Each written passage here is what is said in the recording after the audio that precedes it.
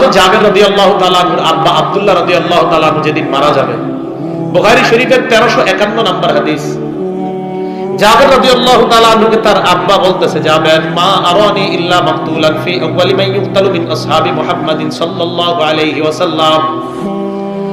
জাবেরকে ডাক দিয়ে বললেন, জাবের, উহুদের যুদ্ধে যারা শাহাদাত বরণ করবে, প্রথম শহীদ হবে যারা, তাদের মধ্যে আমিও মনে হয় প্রথম দিকে শহীদ হব। বাবা ছেলেকে ডাক দিয়ে বলে, জাবের মা তারাকতু বাদি আযযা আলাইকা আযযা আলাইয়া মিনকা, আমি দুনিয়া থেকে বিদায় নেওয়ার পর দুনিয়ার সব মানুষের মধ্যে তোমার চাইতে প্রিয় আর কাউকে রেখে যাই নাই, তুমি আমার সবচেয়ে প্রিয়। বাবা ছেলেরে বলছে, তো জাবের তো খুশি। আব্দুল্লাহ রাদিয়াল্লাহু তাআলা আনহু বলে, জাবের এত খুশি হওয়ার কিছু নাই, গায়রা নাফসি রাসূলিল্লাহ, তুমি কিন্তু এটা মনে করো না দুনিয়ার সব মানুষের চাইতে তুমি প্রিয়, এর মানে নবীও ওই মানুষদের মধ্যে আছে এমন না।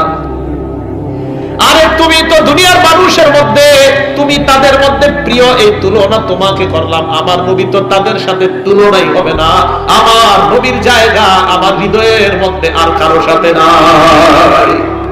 আমার হাবিব, উনি তো আমার কাছে আলাদা, আমার হাবিব ছাড়া তুমি সবার মাঝে আমার কাছে প্রিয়। কিন্তু বিষয়টা এমন না যে আমার নবী সহ, আমার নবী তো আলাদা, নবীর সাথে তো কারো প্রশ্নই আসে না আমার মধ্যে মহব্বত কাজ করবে না। আমার রাসূলের মহব্বত আমার মাঝে, এ তো মানুষের সাথে আমি কি তুলনা করবো, এর তুলনাই হবে না।